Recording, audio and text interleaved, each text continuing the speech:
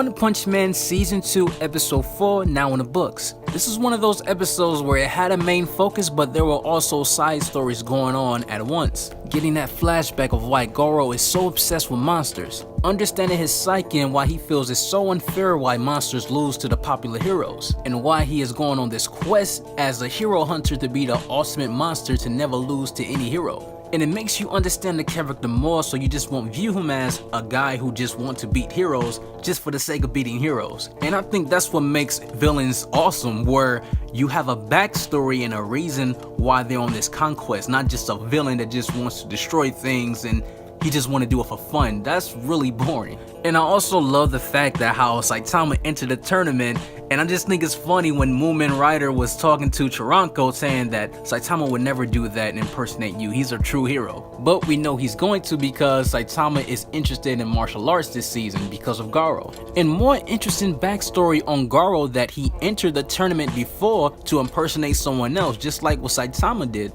And he won the competition because we find that out by someone who used to be a disciple and a partner with Garou under Silverfang. And he's only there so he can challenge his skills so he can be ready when he faces Garou, because of what Garou did to him and the others at the dojo. So it emphasized the importance of this tournament because not only Saitama is there just to learn martial arts to be ready for Garou, but other people are as well. And Saitama only had about a good 3 minutes of screen time this episode. This episode was mainly focused on Metal Bat, him being the bodyguard of an executive at the hero organization and also watching his child. And I've been waiting for this moment ever since I read the manga because Metal Bat has some of the best moments in One Punch Man manga. And he was the highlight of this episode, him taking on these threat level demon monsters, alone protecting the executive and his child. And he was one of the characters I underestimated the most out of all the S-class heroes, because I used to think, how can a guy with a bat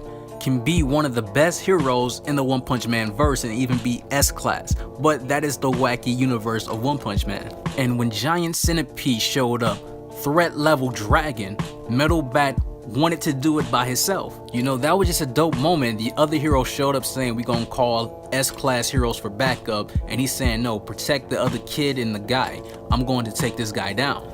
And that was just a dope moment. That took guts because he's not even in the top 5 strongest S-class heroes, but he wanted to take down a threat level dragon by himself, one of the strongest monsters in the One Punch Man world. Because this is not your average monster. You know, Giant Centipede is going to be so important later down the line of this season. So in the next few episodes, once you realize the backstory of Giant Centipede, you're going to think like, wow, Metal Bat really tried to take that guy down by himself and wasn't afraid. He's going to be one of your favorite characters by the end of this season.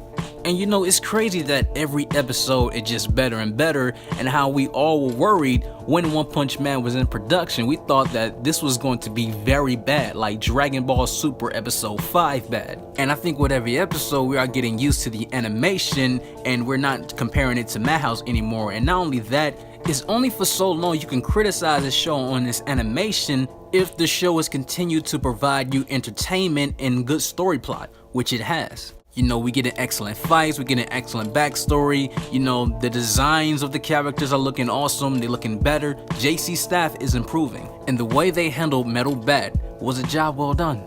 And Garou finally meets Metal Bat, a second S-class hero he ran into, and he's excited. I'm telling you, this guy has Saiyan DNA. He's just like Goku, but an evil version of Goku. He gets way too excited once he finds someone that's a challenge and he strikes them without them even being ready. And even though Metal Bat is exhausted and he was just fighting a threat level dragon, he is still ready and prepared to fight Garou, even though he's not at a 100% full strength. But for some odd reason, Metal Bat is more like Garou than we think, because he gets stronger with pain. The more pain he absorbs, the stronger he gets. It pumps him up, which is why he hit himself when he was fighting those centipedes. So him fighting Garou is one of the best fights that we're going to see. In a manga, when I first seen the fight, it was the best fight I ever seen in the manga. Even though, yes, it gets better, but this is one of the best moments in One Punch Man manga. So you guys are in for a treat next episode. And at the end credit, we see a character who is on his way to the tournament. And I'm not going to say much because it's going to be a spoiler, but Next episode is going to be a blast. Episode rating, I'll give it a 9. And if you guys enjoyed this review, as always, make sure to smash a like button for me. If you're new to the channel, subscribe for more content. And I'm out.